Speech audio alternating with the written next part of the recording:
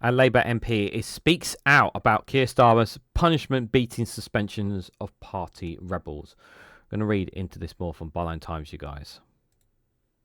So it says here, a Labour MP who voted against the government's recent plans for disability benefit cuts tells Adam Bienkov why they fear they could be the next rebel suspended by the party. This is absolutely shameful if that does turn out to be the case here. We're talking about the disability benefit cuts here, something that is so cruel, so inhumane and immoral that this government is more concerned about balancing the books than they are thinking about the well-being of people. And bear in mind, when we look at those who are claiming that too many people are on benefits or that we're spending too much money, it's the comparison compared to other European nations. We're not even in the top half of European nations when it comes to spending on welfare. We're actually in just below. We're literally the mid below. We're not the lowest, but we're certainly we're around the lower middle. So we're nowhere near spending the amount that some other countries are doing for that. I just want to make that very, very clear here. We're talking about people who without those who can't even basically go to the toilet properly. Some people who can't even go to A to B. Some people who need help getting up and getting out of bed. We're talking about some of the most deprived people who have disabilities where they just cannot work in any way, shape, or form. And the main crux of that was going on around the disability benefit law, the bill that they were putting forward, was that they want to make it even more difficult for people to apply for the benefits through the PIP procurement.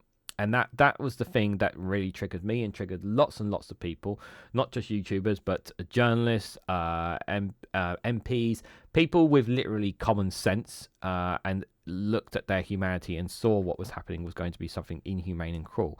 And at a time when we have more than 3 million millionaires in the UK, and that's not counting billionaires as well here in the UK, at a time when some people have so much wealth, and we can't be asking them to pay a little bit of fair share, but we're going to try and take money away from the poorest in society.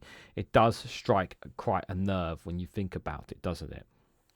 Now, obviously, I don't know this Labour MP. I don't know if the name is mentioned in the article, and we're going to look into it in just a moment. But they are being punished for basically standing up for their morals here, and on something as this is really, really important. And bear in mind as well, it's also important to stress that this was not something in the Labour manifesto as well. So when people came in to become Labour MPs and stood up for them, they didn't come in off the back of being told that they were going to be cutting disability benefits. They didn't have that in them. So I think that's really, really important. So let's have a read. So you have to assume at some point something is going to be cooked up about you, or some sort of a smear, or there will be another vote and then they will suspend you. I'm speaking to a Labour MP who voted against the government's recent disability benefit cuts and now fears that they will be the next victim of what they describe as the punishment beatings being dished out to Labour rebels suspended from the party. I'm on a hair trigger and I know that. And you can go around worrying about it, but I think there's a real sense now it's going to happen. It's going to be really... And it probably doesn't really make much of a difference what I do. Either I'm going to come out of the room dead or a made man. You just have to assume that. It's the only way psychologically you can continue to operate. We're speaking after Starmer's government, following the reported advice of the Chief of Staff, Morgan McSweeney, greenlit the suspension of 4 more Labour MPs for their roles in recent parliamentary rebellions. The suspensions, which included the well-liked moderate soft-left MP Rachel Maskell, which have been a clarifying moment for many in the party. Quote, I think when it only happened to the hard left, most MPs thought, oh, it's fine, it's not my problem, the MP says. But now, with what they did to Rachel, the soft left are beginning to realise what's really going on here. A day after Maskell's suspension, veteran left-winger Diane Abbott was suspended for a second time over comments she made about the race and minority groups. Taken together, it adds up what looks like that many like a campaign of revenge for the recent series of U-turns forced on the Prime Minister by his MPs. When something like the U-turns happen, you can do one of two things. You can either say, what do I learn from this? How do I make sure it doesn't happen again? What can the positivities come out of the way? Or you go away, lick your wounds and plot your revenge, the MP tells me. They chose the latter. Now, again, like I've said this about the disability benefits, yeah, and about what they were going to do, right? They never consulted their MPs about this. They never consulted the groups that were going to be deeply affected about this. They went out of their way to do this, the Labour government, without even any proper consultations with the people who were deeply going to be affected by this, okay? Not organisations, not charities. They didn't consult with them. They just went ahead and did it. Yeah? They chose to went ahead and do this, yeah? It's very important to stress that, yeah? They didn't consult whatsoever on this. They didn't discuss this with the majority of Labour MPs, saying about making changes or amendments or whatnot. They just said, no, we're going to plough on with this. No fault, no due thoughts or pro thinking about all of this at all. They just thought everyone would just toe the line, basically. The suspensions appeared to carry the hallmarks of McSweeney. In the run-up to the recent welfare vote, Starmer's chief of staff reportedly pushed for the mass suspension of Labour rebels, 10 an hour, in order to force Labour MPs back into line. It was a strategy that was only abandoned by the Prime Minister after it became clear it could have led to government losing their parliamentary majority altogether.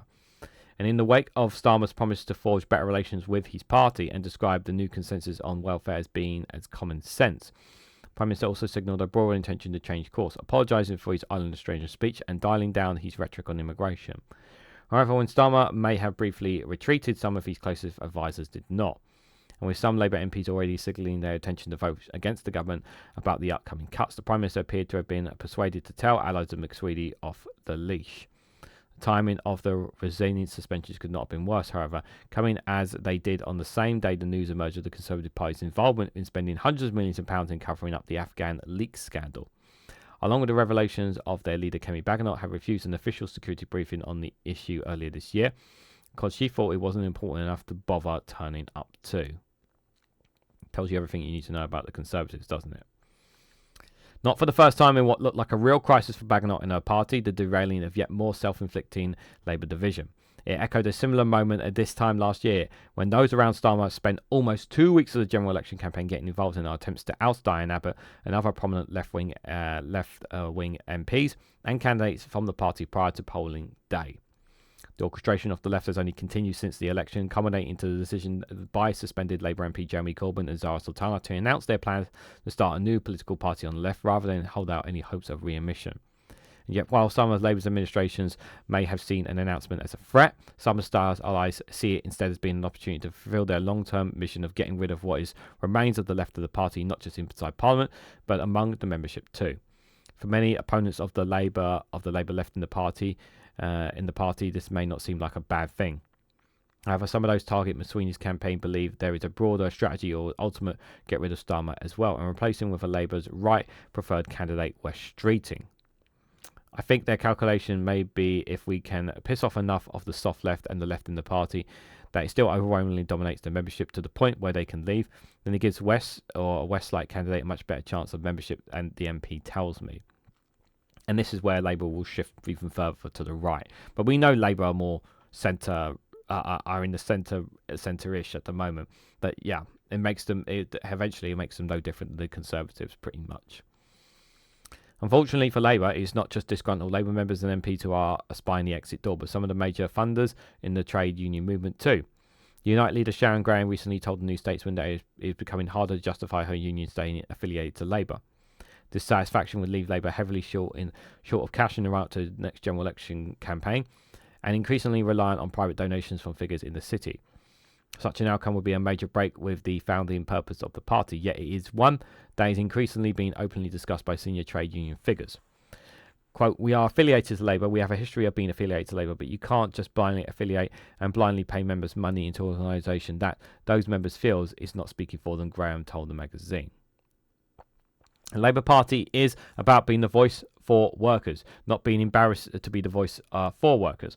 But it's been very clear that so workers know that if you vote Labour, they are on your side. If more and more people are saying, "Hang on a minute, I'm not sure about that anymore," then it's hard to justify the affiliation. For at least one Labour rebel MP, it is an outcome that is looking increasingly likely.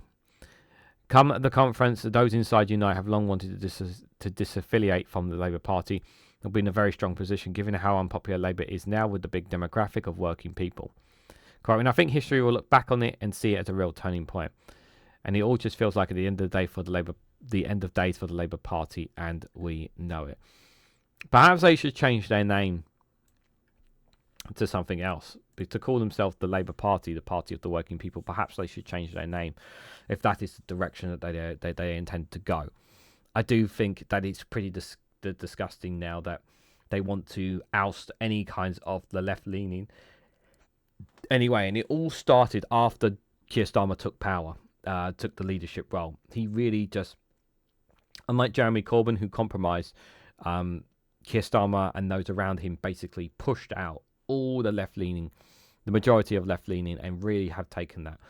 And yeah, I think Labour are just gonna forget who they are. They're not going to be the same as they used to be. I would not be surprised before the end of the year if the last union movement pulled out as well. And I think it would be quite a big message being sent here that Labour are becoming more and more like the Conservatives, being taking in money from big corporations and businesses and whatnot. We know that they are taking money and donations from certain organisations already, so that speaks for itself here. But for those who are trying to stand up for righteousness inside the Labour Party, it's a near impossible task.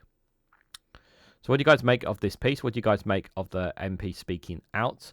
Do you think this MP, like others, do you think the clock is really ticking on those who are still consider themselves on the left or in the left inside the party, both MPs and members? Let me know your thoughts and more down in the comment section below. If you found this video interesting and informative, hit that like button, share it across social media, subscribe if you haven't already. Do check out Rumble and Patreon for exclusive content on those platforms. And if you want to financially support me in the work that I do here, you can click the join button down below to become a YouTube member for as little as 99p. So thank you all so much for watching, and I hope to catch you all very, very soon.